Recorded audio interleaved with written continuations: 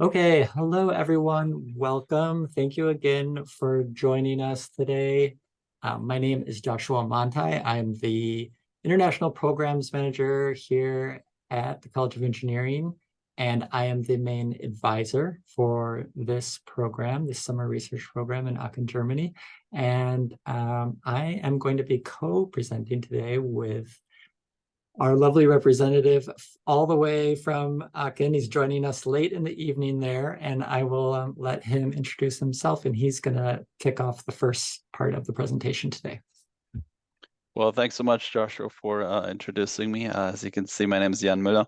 I work for the International Strategy Division at RWTH Aachen, and I coordinate the strategy for North America and Australia. And one of our key programs, if not well, I'm biased, but our best program for North American students is the Europe International Research Program. And that's why I'm here today. Glad to see so many of you joining. I hope I can answer all your questions. What I will be doing is I will be presenting some key facts for the program. I'd like to give you an idea of what you might be expecting over the next summer in Aachen. And that's something I always want to emphasize. I'm here for your questions as well. So anything you'd like to ask, we have a Q&A session at the very end. But if there is a very urgent question in between, I'll also be happy to answer that in between. Okay, if everybody's here, which I think they are, I will get going. And yeah, welcome everybody. It's 10 p.m. here, so in case I do slow down a bit at some point, bear with me. But I feel fairly okay for doing this at this stage. Okay, so Aachen might not be a household name in the US. That's why we always bring a little map for everybody to know where we actually are. You might be familiar with Berlin, with Hamburg, with Munich.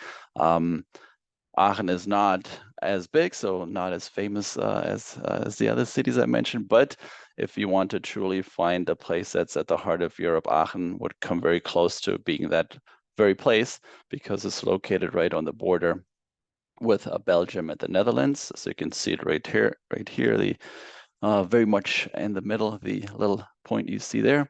And it's also very handy in terms of location. You see the distances to some of the places we've listed on this map. It's a non-stop train ride to, for instance, Brussels to Luxembourg to Paris. It's 2-3 hours away.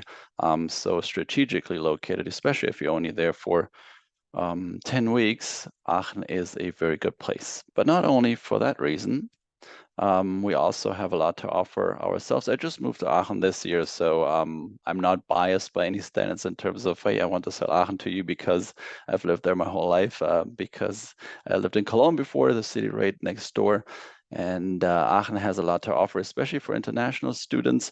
It's perfectly sized for somebody who wants to have a big city atmosphere, but not too big. We have 250,000 inhabitants currently. It has a very international vibe due to the proximity to the Netherlands and Belgium. You do feel that it's not well, it's a good mix of a German city, but also a city that feels very European because of our neighbors that we have in terms of architecture, in terms of the cityscape and just the languages you hear also. It feels very European, but also very much of a student city. The RWTH Aachen is the cornerstone of Aachen, so everything sort of relates to our university. You probably know that from Ann Arbor a bit more even because the size doesn't match quite what Aachen has to do, but it has a very student vibe to it. We will also find lots of history there.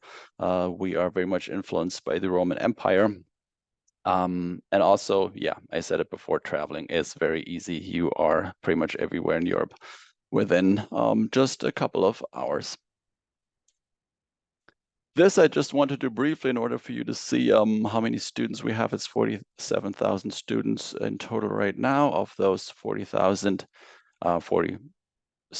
we have 14,000 international students. This just goes to show you that it is a very international place also in terms of numbers, and you feel it on campus too, and you will feel it in the program too, that you do get to meet people from all over the globe, not just from Europe or Germany. To give you an idea what we do at RWTH, I've listed the faculties. I would not like to go into detail here, but just to give you an idea of some of the disciplines you might also be encountering when it comes to your research project. Of course, we are University of Technology by name also. That means since you're from the College of Engineering, you will find lots of similarities, lots of matches when it comes to engineering disciplines. But if anybody was interested in doing something more interdisciplinary, you would also find different disciplines in, for instance, IT or architecture. So we do have quite a number of projects that are not just catering to engineering students. And if there's something you want to maybe broaden your horizon in, you would definitely find good ideas and projects as well. That's something I always like to mention because, as I said, well, the city's not a household name, but the university globally definitely is. We Germans tend to not really try to show off rankings, but I'm still going to do it here for our university since we rank quite well globally. In the Times Higher ranking, for instance, 90, and you see it here for the different disciplines or subdisciplines, technology and engineering, that's on a global level, ranked number 32. And then you see the different particular disciplines down there. So we do hold up quite well there. And that's also one of the reasons why we generate quite a lot of interest in research cooperations with different universities from all over the globe. Yes, but that's actually the program I want to talk to you about after having given you a little overview of where you might be staying next summer or the city. This is really at the core of our presentation here, Europe International. You see this year's group actually, and we had 5 or 6 students from the University of Michigan with us this summer, and I think everybody had quite a good time. Yes, but what will you be expecting? It's a 10-week summer research internship program, and it caters to students from American and Canadian universities that want to stay or spend a whole summer with us, mostly for the research, but also for 2 other components that I will be showing you in just a couple of minutes. As mentioned before, the main component of the program is the research experience. So research, what would it actually imply and mean in this case? It would mean that you would be part of a laboratory or an institute at our university, and you would have a supervisor there working with you on a very specific research topic. What topics that may be and what projects that may be, we'll go a bit into detail about that later on. But that will really be hands-on in one of our labs, in one of our institutes, and you would have a direct supervisor there who's either a professor or a PhD student. Many cases, there are PhD students working closely with professors, but you would be part of an established research environment. Usually, you would be part of a larger project, so your project would be a sub-project in something bigger, either third-party funded or a very own institute project. And the second part is the German language course. So we do have 2 German language courses for beginners, but if you are at an advanced level, we would have you joining an existing course of German. So we basically cater to everybody's proficiency level. Beginners, if you don't know anything, that's totally fine. You will get on with everybody. But it is one of the 2, or the second component for that matter, of the research program. Then we'd like you to have fun too, of course, and the program is not just about research and language efficiency or proficiency, but we'd like you to go out there to immerse yourself, to deal with German culture, with German history a bit as well. We usually do take you for excursions or field trips every Saturday and a minor one every Wednesday afternoon. And I'll show you some of the details in a second as well, but it's a pretty good program, and I think we always receive great feedback on what we offer for everybody. One thing I'd also like to mention is our buddy program, especially at the beginning. It might be very handy for you to have somebody who knows the inside out of RWTH of Aachen, how you can maybe get familiar with everything here. So each of you will be assigned a buddy who will take care of everybody throughout the entire stay. And that's also usually a great opportunity for you to mingle and to meet other students at RWTH, and generally making life a lot easier for you than if it was just you on your own or within the group. I have brought some pictures of experiences or field trips you may be looking at again next year. We always take lots of city trips with you, either to cities in the vicinity. Usually that might be Bonn, the former capital, Cologne, which is the metropolis around the corner, Düsseldorf, Maastricht, which is in the Netherlands, but it might be other cities that are easily accessible from Aachen, and that would usually be for a day trip. Well, then you can't do Germany without castles, I suppose. So we have to sprinkle the occasional castle in here or there. We do visit places of interest when it comes to history, cathedrals, other heritage sites. We do want to make sure that you get at least a first glimpse into German history, since there is quite some history here in this region as well. But of course, we also would like you to be able to travel on your own. So these trips would be included, but they're optional in case you, for instance, want to see other cities. If you want to travel for yourself in Europe, that is also possible within the scope of the program. And for those of you who are fans of the great outdoors or like to generally stay active, we always include some activities there as well. For instance, kayaking, bouldering, climbing, hiking, you name it. So feel free to join for everything. We're always happy, and our student assistant, our intern, who usually accompany these trips, are always very keen on having lots of you on board. Some key dates for you for next year. I hope that we'll be able to have many of you on board, and you will be looking at a program schedule as outlined here. We'll start on Friday, May 17th with a student arrival date. You are, of course, welcome to arrive earlier if your schedule allows, and if your flights check out as well, because you will be guaranteed housing all the way from May 1st through July 31st. So anytime there, you will be able to stay. That's also in line with the visa requirements, since if you are a Canadian or US citizen, you can stay for up to 90 days in Germany without having to apply for a visa beforehand. The last day of the program will be July 26th. And then it's up to you whether you want to head back home to Ann Arbor, or whether you want to maybe tag on a little traveling, which many of our students do towards the end of the program. But that's when you would be officially off. There is a project database that we use for you to be able to identify projects and research areas that may be of interest to you. I will probably show this to you later on if we still have time during the Q&A,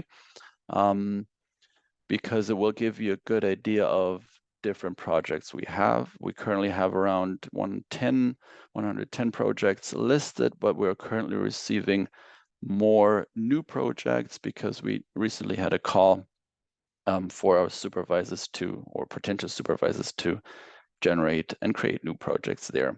Applications are pretty straightforward. Joshua will tell you a bit more in detail about how UM students handle it first, and then what you do afterwards for us. But just so you've heard it already, you need a CV or resume, a letter of motivation, and transcript of records for us. And UM might require you to submit one or two other documents in addition.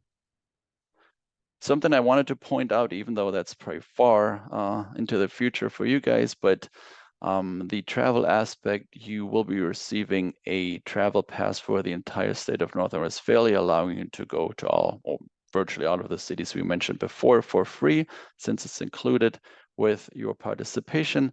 But for a smaller fee, you can also purchase what's called the Germany ticket, the Deutschland ticket, and you could do so for the entire country by now. That is fairly new. They introduced it just this year, and lots of people in Germany do take advantage of that as well, because it allows you to travel the entire country, not on the fast trains, but regional and local trains, giving you plenty of opportunity to explore on your own or with us as a group.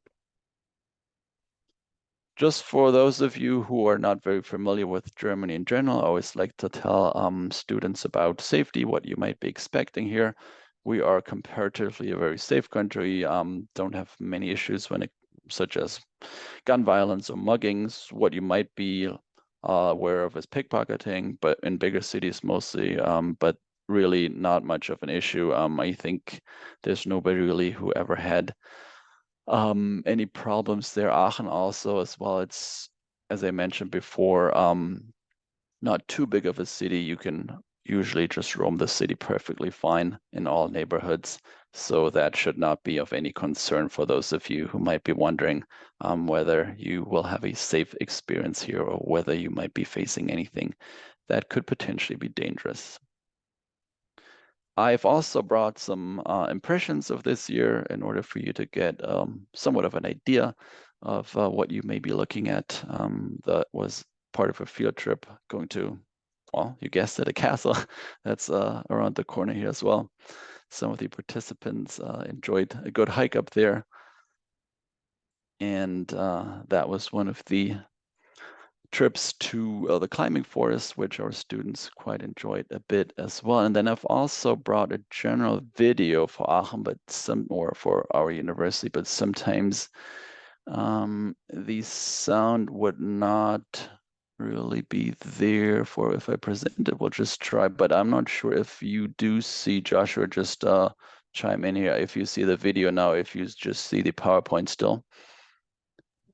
It looks like I'm just seeing the PowerPoint as it's Okay. join us in Aachen. Yeah. Yeah, okay, then we'll go back to that and we can still maybe do the video after.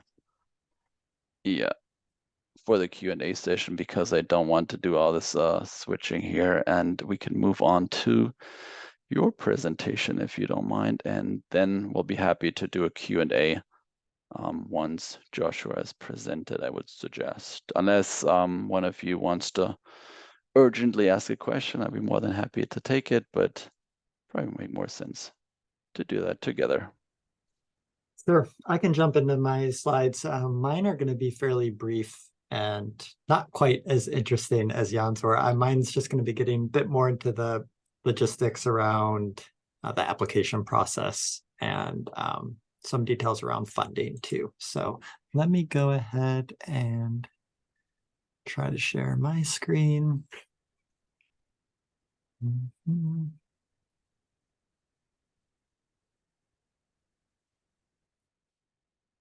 Slideshow here. Everyone see that all right? Okay, so looks good. Okay, so just again, quick overview, and we'll be sharing all of these slides with everyone after the session. So no need to take notes. And you'll see at the very top there, the name of the program. It's actually linked. It goes straight to the M-Compass page where you will be learning more about the program and actually opening your application. I know several of you who are here today have already opened applications, so thank you. You're already ahead of the game there. So program dates, I believe the dates that I have actually listed here are the official arrival and departure dates that Jan was just mentioning. The technical program dates are slightly after May 17th and May 27th, but these are kind of the general arrival departure dates. The program fee, you can see there, is going to be set at $1,725. That's going to include a lot of things, actually, for such a low cost. That's going to cover your tuition for all the courses, and it's going to cover your housing. Those are the main things. It's going to also cover all of the additional excursions that were just described. It's going to cover your required international health insurance that we will be purchasing for everyone as well. And if you go into this doc I have linked here, the estimated total costs, you'll also find this budget sheet in the finances section of the M-Compass page. That number, 5,200, is basically taking the program fee you see here and adding in all of the other estimated costs that we foresee a typical student having to spend during the full program length. So that's going to cover additional things. The two biggest things will probably be your airfare. Just actually priced it out yesterday, put in these dates from Detroit to a few of the different airport options close to Aachen. It looked like it was averaging around that $1,600 to $1,700 range for a round trip ticket. So that's included in that $5,200 cost. That's also going to include all of your estimated meal expenses. And then, of course, a lot of the other expenses are going to be a bit more variable depending on the student, how much additional travel you do or do not do outside of the regular program activities. If you're flying to different parts of Europe every week, that could add up quickly. So, of course, a lot of these costs are ultimately going to depend on your personal spending habits. The housing is going to be in student apartments, kind of in a few different locations throughout the city. And Jan, you didn't actually talk too much about the housing options, but I do know from previous feedback that students have been really satisfied with the housing. It's never usually too much of a commute to center of the city or to their research location, often just a short bus ride. Perhaps even walking distance, depending on the exact location. And then jumping into the actual application process, the following slide, I'm going to get into some more details here, but the main dates that you're going to need to be aware of are the initial application deadline, what I'm calling here the IPE application deadline. So that's going to be the application that you're completing just through the mCompass system for us in the IPE office. So that's what you're going to be doing first. Once you complete that by that December 6th deadline, we will review all the applicants and send out kind of conditional acceptances, not final acceptances, but kind of an initial round of acceptances for that first deadline. We're going to aim for about a week after that, so December 13th, roughly, for you to get that initial notification from us that you've made it to the next step. And then the next step after that is we will essentially nominate you. I think I can go ahead and go to the next slide. No, it's 2 slides after that. I'll stay on here for now. We'll essentially nominate you to Aachen for them review your application, your secondary application, basically, that you will be completing with them. So it's kind of going to be 2 separate application processes. Our first one, where we'll do an initial screening, and then if you make it past our initial screening, you will then be required to do an additional application directly with Aachen, and they're going to be the group that's making the final admission decision for you. A couple of slides from now, I'll get into a bit more detail on that process. In terms of eligibility requirements, these are going to be the basics that you're going to need to be aware of. All of this will be described on the mCompass page as well, but just quickly going over them here. You have a minimum GPA of 3.2. This program is going to be open only to College of Engineering students or LS&A computer science students in good academic standing, undergraduates only. In terms of class standing, we're looking for at least sophomore standing or above. You have to have completed 2 universities of university coursework prior to the start of the program. And I will say that often it's going to be even higher class standing students that are going to be applying for this program. So we will see a lot of 3rd and 4th year students applying as well. So something to consider. There is no official foreign language proficiency requirement for the program, though, like Jan was already saying, you will be taking a German course while you are there as part of your program. So you will be picking up some language proficiency by the end of the program. Important note about passports: if you don't have a valid passport right now, or you have a passport that is expiring in 2024, you do need to go ahead and start that process right now for renewing or applying for a new passport. The expectation is going to be that you have at minimum started that application process by the December 6th application date. And we are telling students that because of kind of the slow processing times right now with US passports, that you should be spending the extra $60 to expedite the passport if you are applying for it now. Okay, I already talked through a lot of this, but in terms of the application timeline, you're going to have that initial deadline.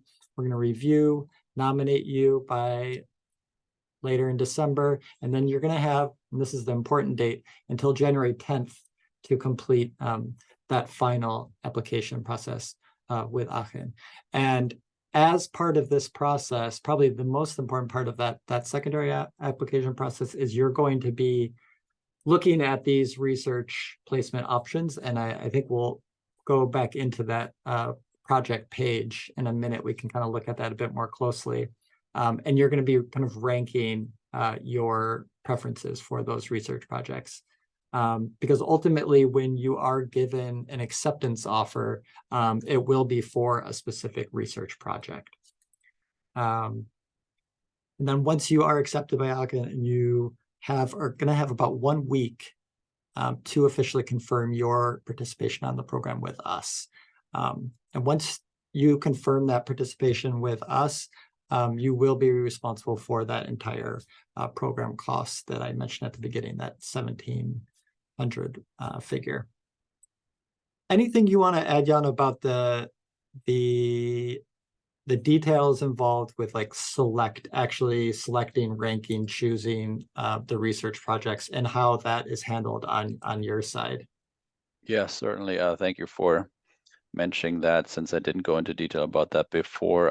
We will definitely look at the project database later on, but what's important for you to know right now is that you can apply for up to 3 projects at the same time. You don't have to apply for 3, but you do have that option.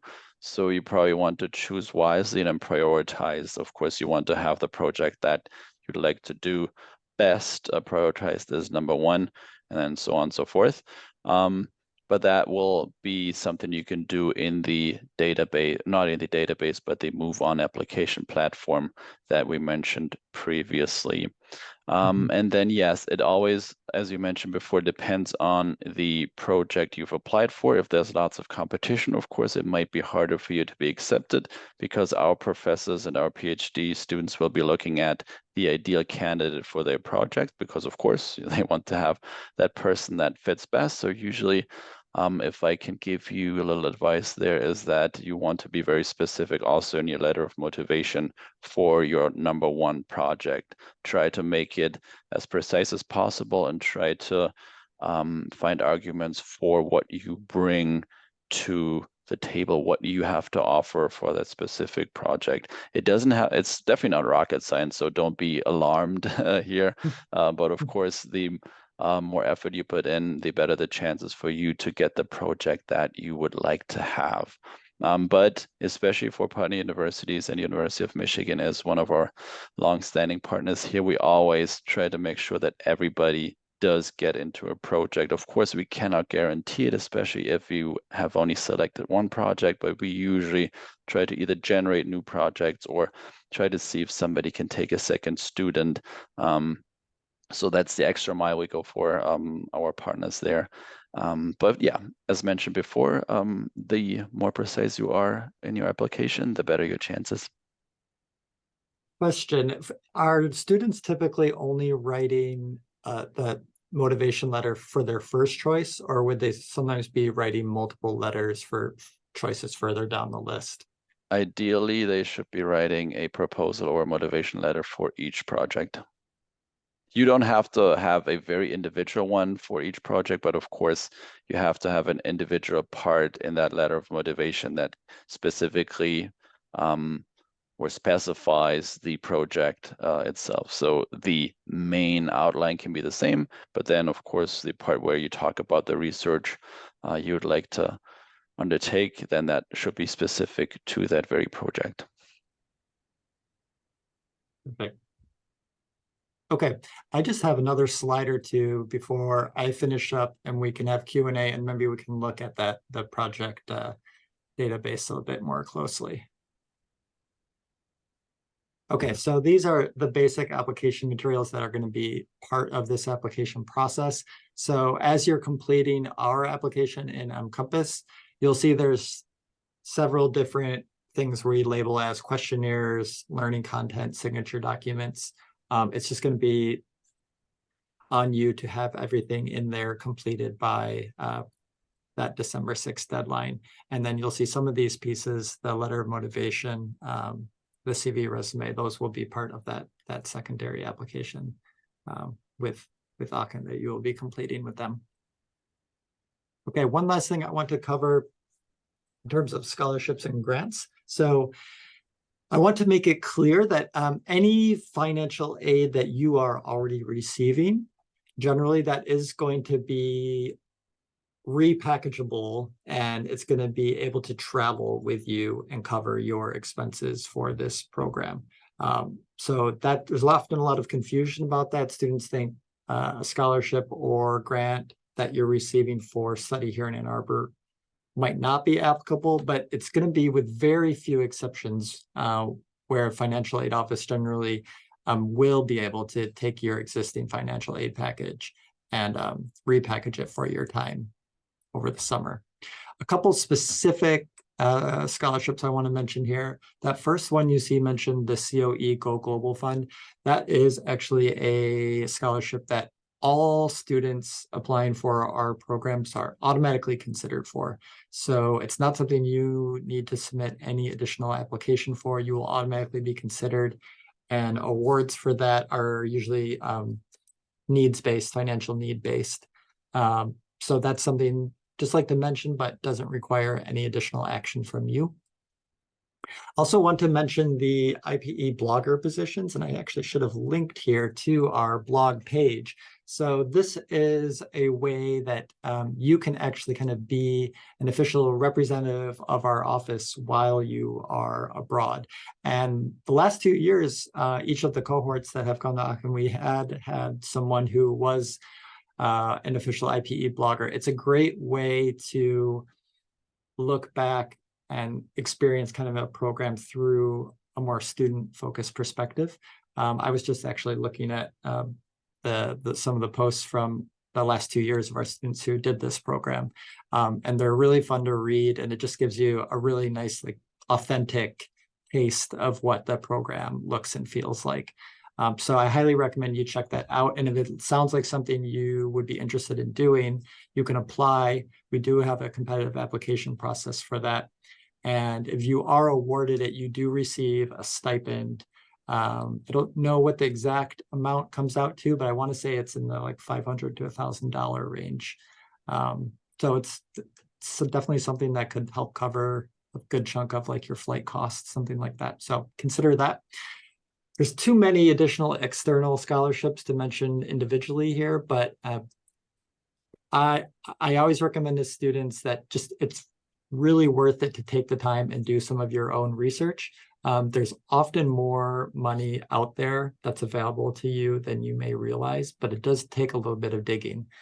So set aside some time between now and the application deadline and make sure you're looking through some of those additional scholarships that are out there. Often they will have specific eligibility requirements. So make sure that you're looking through those eligibility requirements as you're applying, but there's more out there than you might realize. And finally, you're going to find a lot of these listed on the funding page, the IPE funding page that I linked there. So there's a dedicated site on the IPE webpage that is devoted to all things funding. So definitely check that out. Okay, that's it for me. I just put in a few slides, a few photos here. These are actually from some of those student blogs. So you can see some of our students in the middle there after having presented their final research projects. On the right here, I think is one of our students with one of the student buddies. And then on the left, you got some lab shots. So I'm really excited to answer any questions any of you might have. please feel free to unmute yourself or put something in the chat. I have a question actually. So Yeah. you mentioned that the application is made up of two different components, so like the IPE side and then the application for like the research project. So I was Yes. planning on applying to both this Aachen program and then also Berlin as a backup. But you said since I know like they review programs like one by one. So like if you don't get into the first choice, then they'll review your application for the second. But Right. then what happens if you get into the first and don't get a research project? Is that just like that's it? Like Yeah, so it there's does, no other. yeah, that kind of scenario, it definitely can be tricky because oftentimes it will depend on what the application timeline is for that other program that you're considering. So yeah, have you looked? I don't advise directly on that other program, so I don't know their application acceptance timeline. Is it all, Okay. is it just the same December 6th? I think, Honestly, I just assumed that it was, but I guess I'll yeah, check with I'm the not sure. people leading to the Berlin one. Yeah, most of our research programs do just have that earlier December deadline. Though that program in Berlin is, you said it was the Berlin program you're Yeah, interested yeah. in, right? The IPE Berlin That program. one is kind of like, it's kind of in between like a more traditional study abroad program and a research program. So they might have a later date. I don't know off the top of my head, but yeah, you do, just to be very transparent, sometimes the way the timeline falls and the decision process for our partners, the way that timeline is, there could be a case where you went for the first choice and you weren't ultimately offered a spot, and then it might be too late for a second choice.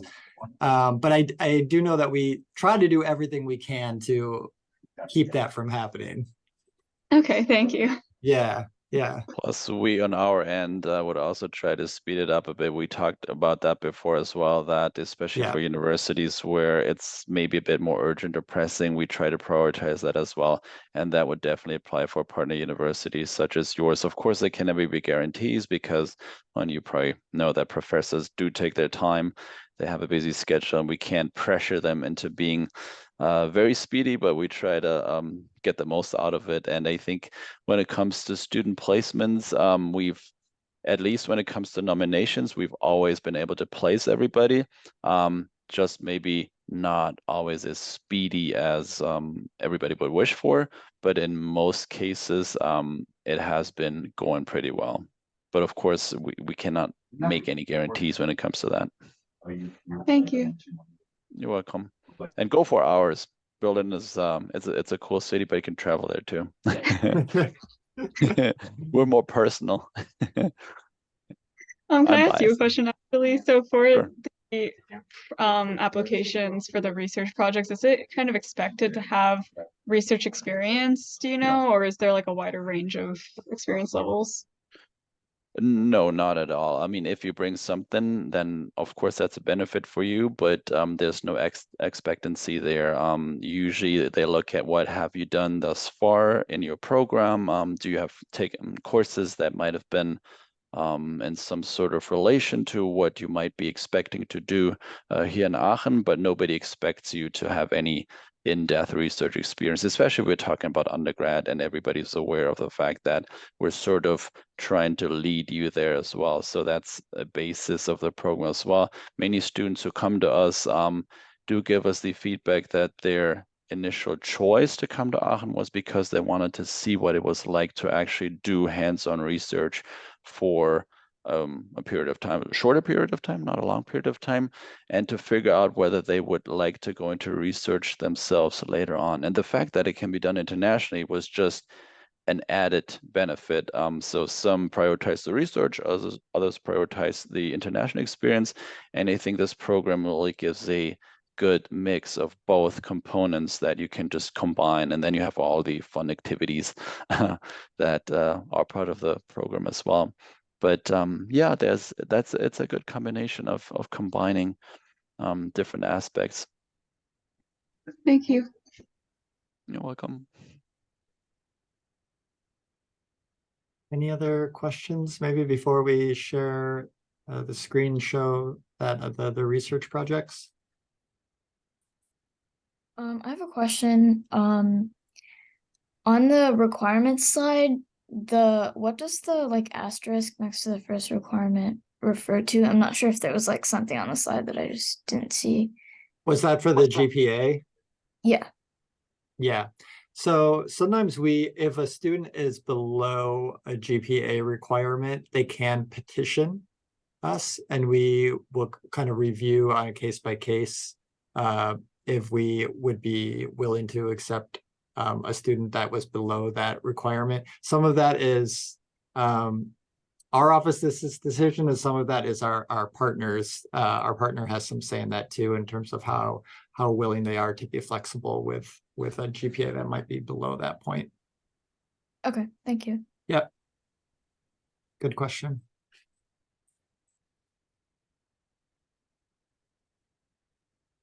Anybody else?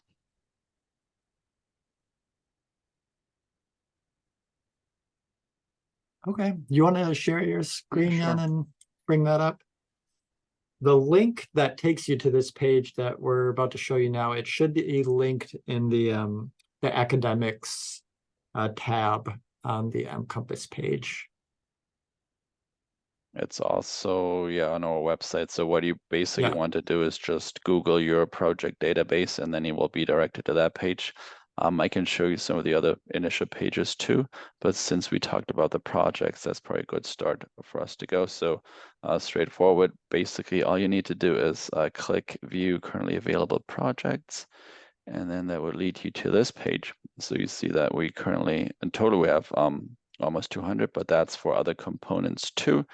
So that is a vital step you take here. You click on Europe International, and then those would be the project that we currently have. But I would suggest, yes, now is a good time for you to get a general idea, but we are currently adding new projects to that list, and that will be completed by the end of November, actually around November 25th. So if you want to make absolutely sure that you've looked at all the projects that might be of interest for you, make sure to check back then again. But most of these, or the great majority of these, will still be there because we have deleted obsolete projects by now. So you can either just go through the entire list and see what you might be finding there, what we might have in store for you. And this would always give you a general idea of the discipline. It's very general though. And then here for the title, I don't know whether it has the German spelling of project, by the way. My apologies. We'll have to fix that. But would give you the name. And if you click on it, you would have detailed information on the project itself, but also of what you expect it to do, some of the requirements. Sometimes it's more detailed, other times it's less detailed. And also here's some of the key information of where you will be, what institutes you will be working with, and so on and so forth. And so you could scroll all the way down and try to either get some inspiration. But of course, I would advise you just take some time to see what is offered there for you. You can, of course, search for specific keywords as well if that's something you would prefer. And then go from there. I do see that we have questions in the chat. I'm just going to make sure that it relates to the database. No, that was me just. Oh, that was you. Okay, great. Yep. Yep. Great. Yep. Yeah. Yeah. And then, well, I know that the page that Michigan offers is quite informative and detailed as well. But if you want to, just to go back here, find out some details about the program on our end, of course, you're more than welcome to do so. Here we have one main page for the program and what I have summarized before as well, but there's also a very detailed page, information for students, where we have the application process that you will be expected to do as a second part. So just that you've seen this, I'm not going to go into detail here, but that's also something you might want to consider looking at. There's also a video on the first page. Sorry if I'm scrolling a bit wildly here, but that's something you might want to look at because there's direct feedback or the direct voices you can hear from our students that have participated. But since Joshua mentioned that before as well, I was a big fan of the blog. I actually read it every Tuesday whenever it came out every week, because it was also some good insight for us to read about it from one of our students' perspective. And we get to know the students quite well, especially our student assistants and our interns, but I always really appreciate that and value getting to know all of you and to hopefully have many of you guys on board next year as well. I really want to also make sure I mention again the buddy program. I think it's such a great thing. The study abroad program that I did when I was an undergrad had a very similar system, and I feel like it just enriched the experience so much. Literally from the first day you arrive, you have people, local students there who you know, who are connecting with, and I think it's such a great resource. I think it's one of my favorite things about this program. Especially also because they Yeah. pick you up from the train station. So you're expected to make your way Yes. from the airport to the train station, but then you'll Yes. be in good hands there. And I think there's been lots of friendships that have formed through the buddy system, but also because they are your guide, but also your portal into everything that relates to student life. They know everything. They've been there. They're usually in their second, third year. So they come with lots of other people. They come with friends. They come with a network. And I think that tremendously helps you to feel at home because yes, you will be new. It's a different country for you. Things might feel a bit different or strange at first, but the buddy is just, he's a peer or she's a peer, and they can be of such tremendous help with everything that comes to mind. But then again, we're there too. So if you don't like your buddy, feel free to contact anybody on our end, and there's always somebody on our end who's more than eager to help. For sure. All right, before we wrap it up, anyone have any final questions? I have a question really quickly. Yeah.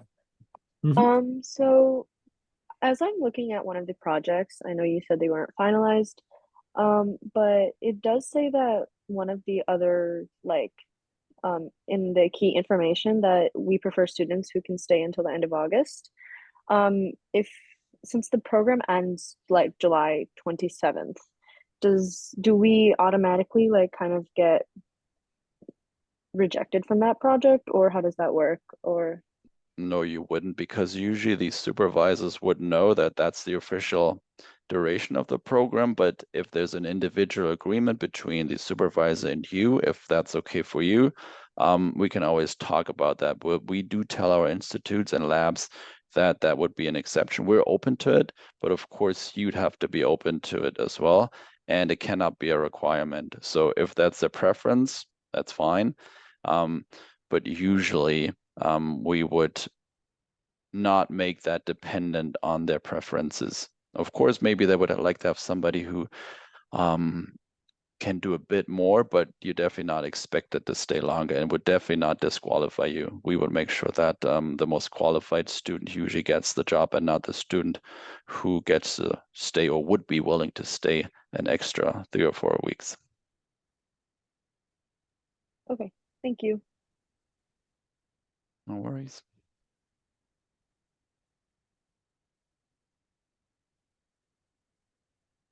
Any other questions?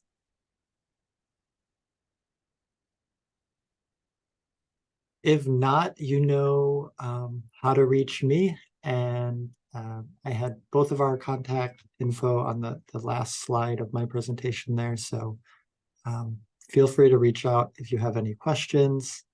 I'm sure between now and December 6th, you may have some issues or additional things that you think of, so yeah, just please don't hesitate to contact us. Any last words, Jan?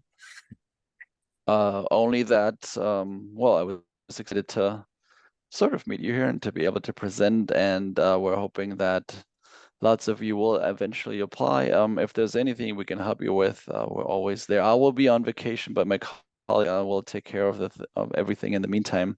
But yeah, it's a great program. I mean, it combines so many different things. It's a lot of fun, and I think everybody who's been part of the program has really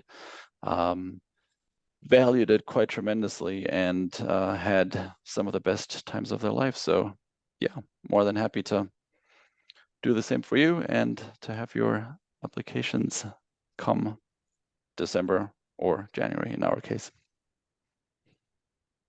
Okay, I'm gonna go ahead and stop the recording. If anyone has any additional questions they want to hang out and ask, please feel free.